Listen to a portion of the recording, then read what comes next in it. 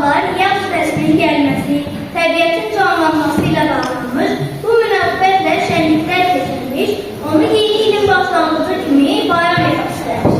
2009-cu il sentyabrın 30-da Novruz UNESCO tərəfindən qeyri-maddi irs siyasında daxil edilmiş 23 fevral 2010-cu ildə Yenibaş Asambleyasının 64-cü sessiyasının iclasında Mart ayının 21-i Beynəlxalq Novruz günü elan edilmişdir.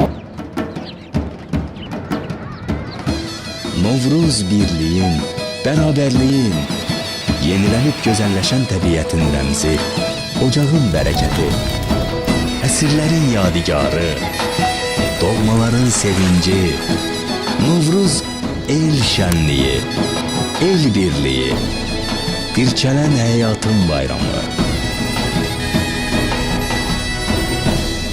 Novruz bayramınız mübarək.